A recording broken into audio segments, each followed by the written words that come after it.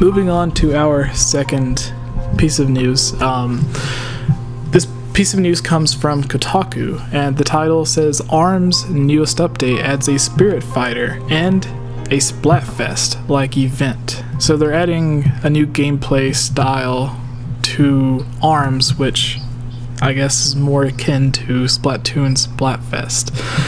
A quick little run through of the article says ARM's latest update is a good one. Overnight, Nintendo added a new and seriously fun South American fighter, 3 pairs of arms, a great map, and the game's first community event, a competition in the style of Splatoon's Splatfest, guided by the power of temple spirits.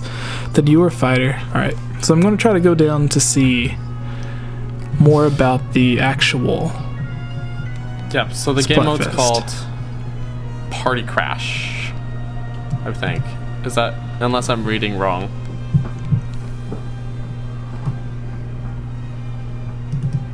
Yep. Are you there, Daniel? Yeah, I'm here. Alright, you go over the news for this one. We'll just edit this little part out. Yeah, sounds good. So we've got a new ARMS fighter, who is this sort of temple spirit fighter, Misango, who has a mysterious entity companion that grants him special effects, such as protection from flinching and increased speed, which is kind of cool. So I'm not sure if that's like a special attack when he does his sort of rush attack or not. I don't know if you guys play a lot of ARMS. I've played maybe about 15 hours of ARMS. No, I have to confess, I've never played it. Oh, okay. It's fun, but it's like kind of a time sink. It's not merely like a investment, in my opinion. Like Breath of the Wild or Odyssey are like a game I want to invest in. ARMS is like a distraction. Yeah, that one came out sort of close to Splatoon, and I was like, hey, I'm either buying ARMS or Splatoon, and if I have to pick. Oh, I got both. I never pick. I just get them both. Yeah, so there's also this new game mode called Party Crash, which debuts on the 22nd. So actually, this is old news. We're actually a little late on this news, but we didn't cover it before. And that essentially does little experiments where 2 people will battle. This event player has battle for Springman or Ribbon Girl supremacy, and they earn badges while they do it. So it's sort of like with Splatfest in Splatoon, where you sort of choose a side before like the main event. Like you choose what was the last Splatfest? It was like ketchup or mayonnaise, something like that. Yeah. And so you choose Team Ketchup or Team Mayo, and then whoever is on those teams, and then they fight, and whoever wins the most points. It's like split into 2. I know in Splatoon it's split into 2 categories, where it's like votes and then wins on those teams. So, but the thing I don't see in this article is what's the incentive for winning in these Party Crash events? Because in Splatoon, actually, is there even an incentive in Splatoon? You get gear from it, don't you? I think so.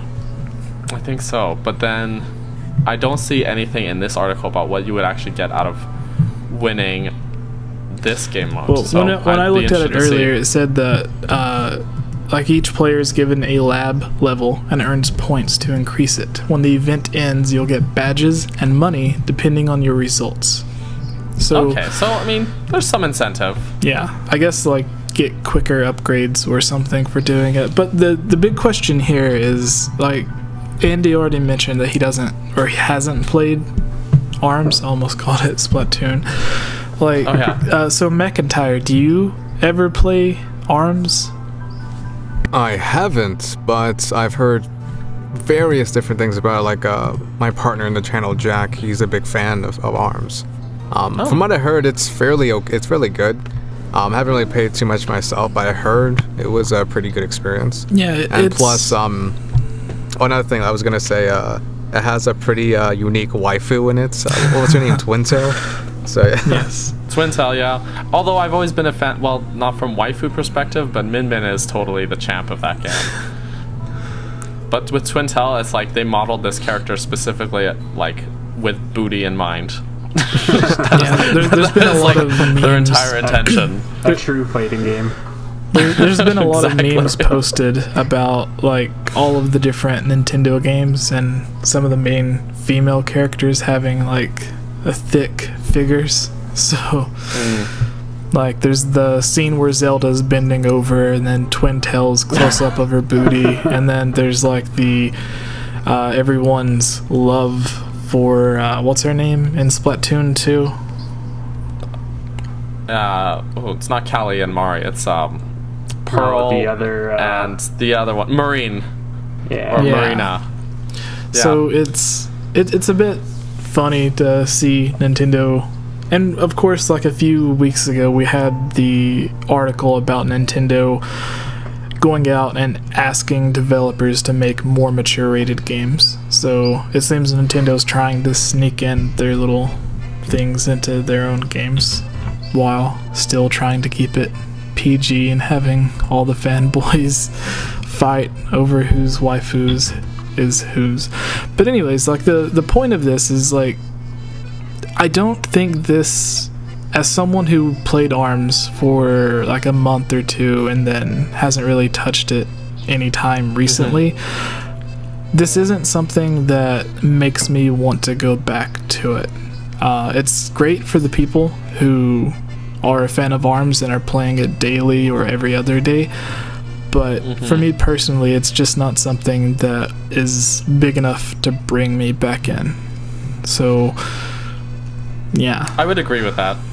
Yeah, I mean, like, because I've seen this news and I'm just like, okay, but I'm just gonna keep playing Odyssey. yeah, it is really cool in the aspect that Nintendo keeps giving away for some of their games. They keep giving their free DLC updates for like Splatoon. They did a lot on the original Wii U version. And then Splatoon 2 has had its updates. ARMS has had its updates, and I think a few of their other games may have had their free DLC updates as well. Even we just talked about Breath of the Wild having the Xenoblade updates, and then you can get certain items and weapons and stuff for free by going to the game through the news channel on the Switch. So it's like the exact opposite of EA's recent debacle and controversy. Debacle, Well, they had- putting it lightly. Yeah. There was a bit of karma there, that Twitter post that you tagged me in, where it was like a Black Friday sale and every game on the shelf was sold out except for Star Wars Battlefront 2. Oh god. And it's just a line of shelf just full of just that game. You know, and that's Just like, too bad. that's 'cause karma. I'm sure it's a good game, and I'm sure the developers worked hard on that. That's just too bad that they're just getting dumped on all over for that. Yeah, because like there was the thing But where that's definitely karma. they were saying that like Absolutely. a lot of the developers were getting death threats and stuff like that, which you see a lot of when like gamers get mad. I remember one of the writers on, I think it was Kotaku, got a death threats because he was one of the first people who reported on, I think it was Breath of the Wild being delayed. And it's like, he's just the person giving you the news. Why are you giving him death threats? Like, it's... Yeah, he can't change that decision. Yeah, like, Nintendo's the one that's like actually canceling the game. And then in this way, like with the director or the developers, I know sometimes it is the developers who are at fault, but a lot of the times it's the producer saying, hey, like in this case it wasn't necessarily the developers, it was EA as the publisher being like, hey, try to get as much money out of this as possible, put in these microtransactions, and then it just got out of hand. So Way out of hand. yeah, but the game, like, a lot of people loved the first one, and the second version builds on what everybody liked about the first, and it looks even better. So it seems like it would be a great game if you actually sat down and play it, but because of this entire mess, a lot of people are avoiding it. And it reminds me of like the huge contrast between the people who were completely pissed off beyond belief about Breath of the Wild having DLC, and then with this game. So No kidding. like with Breath of the Wild, it's $20 and you get so much of the DLC. We don't necessarily know what the dungeon stuff's going to be, but you get the master trials, you get a bunch of the free outfits and costumes and stuff. You get Majora's Mask, Tingle's outfit, which everybody loves, and you get all this stuff to where in Battlefront 2 you could pay $20 and end up not getting anything. So yeah, and me and Daniel have to pay Canadian prices. That's even worse. Well, that's true. Oh, it's also expensive here. Yeah. All right, so I think that brings us, unless anyone has any final thing to say. No, we can move on to the next. All right, yeah. Do you want to do this speed running thing, or do you want to go? Okay, you can do this one, and then we'll go to do the questions quick, and then everyone can go. The videos on this channel are funded by supporters on Patreon like you. If you're a fan of this channel and would like to join on videos, receive shoutouts, watch videos early, have your questions answered, or have your topic discussed on our podcast, please consider supporting on Patreon for these and many other rewards for just $1. Shoutouts for this video includes Link Use the Triforce, Rusty Caulfield, Lovable Christy, Give Time 15, Shadow to Us, Robbie Morgan, and Lunarium. I want to thank all of you for everything you have done to help support this channel.